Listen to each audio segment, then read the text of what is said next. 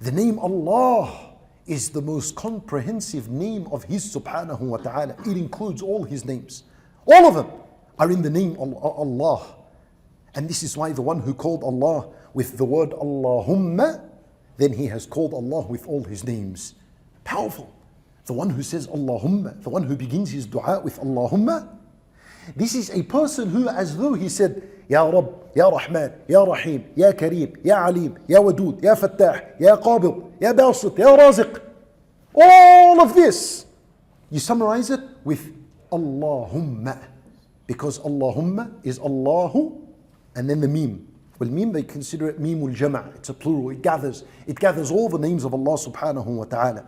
Allah, it only comes in the singular form. You cannot make a plural of it, which implies the oneness of Allah subhanahu wa ta'ala. Where does the word Allah come from? The ulama rahimahumullah, they say 4 origins. It comes from the word waliha. Waliha. Al-walah. Waliha al-fasilu ila ummihi, the Arabs would say.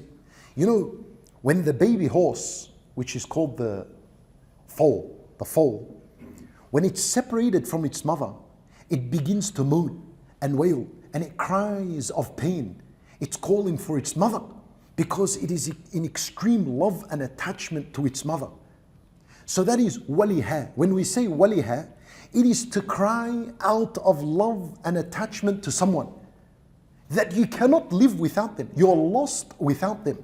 So Allah comes from the word waliha because the hearts are extremely attached to Him subhanahu wa ta'ala, out of love for Him subhanahu wa ta'ala. Allah comes from the word aliha. Aliha means hara, to be amazed and astonished. When the mind is amazed and astonished at the greatness of something, and this is the case, every mind is astonished and amazed at the greatness of Allah subhanahu wa ta'ala. As we'll come to the end of the ayah, وَلَا يُحِيطُونَ بِشَيْءٍ مِّنْ عِلْمِهِ. No one would ever be able to encompass full knowledge about Allah. Therefore we are amazed and astonished. Allah comes from Al-Ilah. Al-Ilah means Al-Ma'bud, the one who deserves all worship. And Allah comes from the word Laha Yaluhu, which means ihtajaba, to conceal, for something to be hidden. Because Allah is unseen, hidden from our sight in this life. So if you put all these 4 meanings together, you know what you get? This is what you get.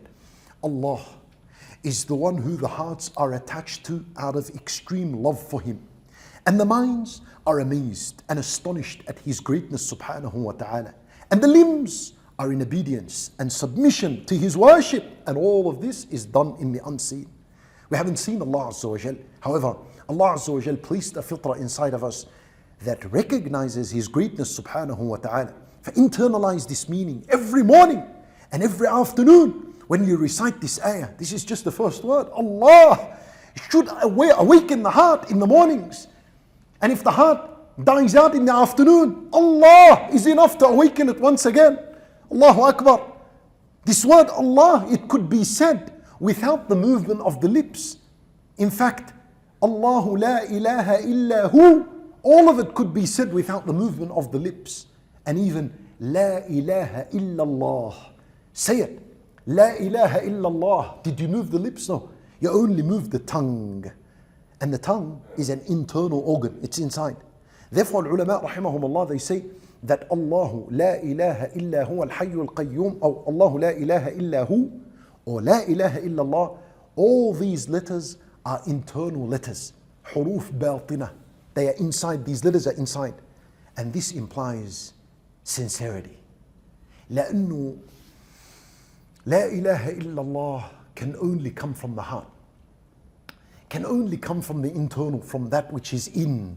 So subhanallah, even the letters itself are internal letters, indicating to the fact that this is a word that emits from here first, internally. Allahu Akbar.